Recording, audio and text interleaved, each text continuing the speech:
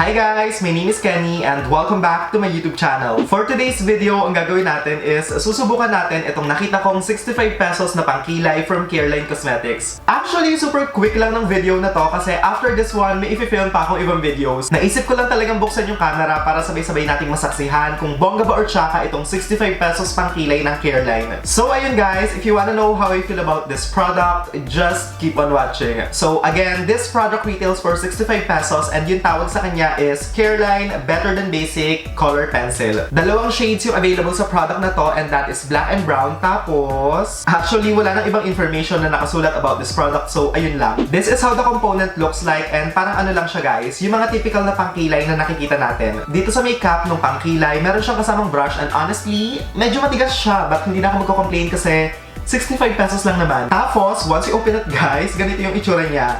Parang ano lang siya, yung mga typical na pangkilay talaga, yung tinatasahan. Hopefully maganda yung kulay ng pangkilay na to kasi normally sa mga local brands dito sa Philippines, kapag nagre-release sila ng pangkilay, masyadong warm yung kulay. Sana this one hindi ganun ka-intense yung pagka-warm ng shade kasi honestly, mukha siyang promising. Anyway, paano natin malalaman kung hindi natin siya susubukan? So, let's do this! I'm going to start sa may tail ng kilay ko and let's see kung okay ba yung kulay niya and yung pigmentation.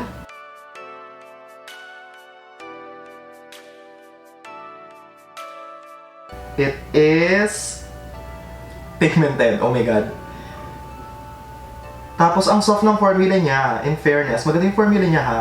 Kung nasubukan niyo na yung CARELINE Best Brow, this one, mas soft to kasi eto medyo, in my opinion ha, medyo matigas siya. Honestly, medyo nakakatakot gamitin kasi kapag heavy-handed kayo, panigurado, super intense niya, kaya kailangan magaang lang yung kamay niyo kasi nakakaloka. Sa dinami-dami ng pwede ko sabihin, ang sinabi ko talaga is nakakaloka.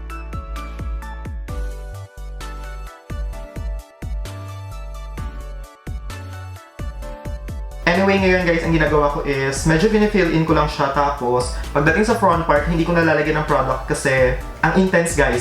Super pigmented and creamy ng product guys, in all fairness. Usually kasi diba, pagdating sa mga pangkilay, yung consistency ng pencil nila masyadong hard. Like, minsan kailangan talaga idiin mo siya tapos ikis-kis mo talaga sa skin para mag-show up yung pigment. But this one, kahit light-handed lang kayo, okay na okay na. So ngayon naman ang gawin natin guys is gamitin natin itong saksakan ng tigas, super duper tigas na pang-brush ng kilay and let's see kung effective ba siya. Medyo masakit lang sa skin, I'm not gonna lie. Pero effective naman, nakaka-brush naman siya and nabe-blend niya yung product. So overall, carry na din.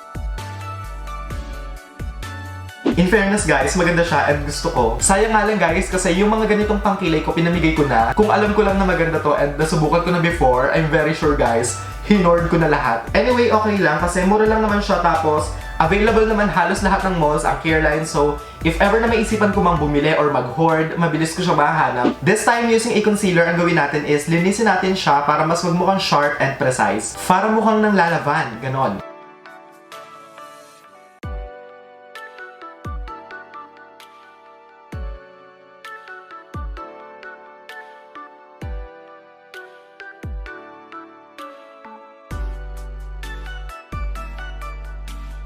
Okay guys, so this is the before and after ng aking kilay after kong gamitin itong CARELINE Better Than Basics Color Pencil. At first, akala ko hindi siya ganun kabongga kasi number one, affordable tapos wala ako masyadong nakikitang gumagamit nito sa YouTube so parang nasa isip ko, kaya siya dinededma kasi hindi siya maganda. But it turns out na maganda pala siya so if ever na naghahanap kayo ng affordable na pangkilay, eto guys, subukan nyo siya. For 65 pesos, honestly guys, sulit na yung perang gagastusin nyo dito sa pangkilay na to. I mean, girl, saan ka makakahanap ng 65 pesos pangkilay na creamy, pigmented, and easy to blend, diba? Tapos, hindi naman lahat ng tao ganitong ka-intense magkilay so kung kayo yung klase ng tao na ang kailangan lang is yung pang fill-in or kaya naman pang-add ng shadow sa may kilay, I'm very sure na etong isang to magtatagal siya sa inyo. Hindi ko na gagawin yung kabilang kilay ko guys kasi after this may i-film pa ako and sayang yung product so pabayaan na natin siyang ganyan. That is it for today's video guys. I hope na nag-enjoy kayo and of course if you did, don't forget to give this video a thumbs up and also subscribe to my channel if you haven't already. Thank you guys so much for watching and I will see you all on my next one. Bye guys!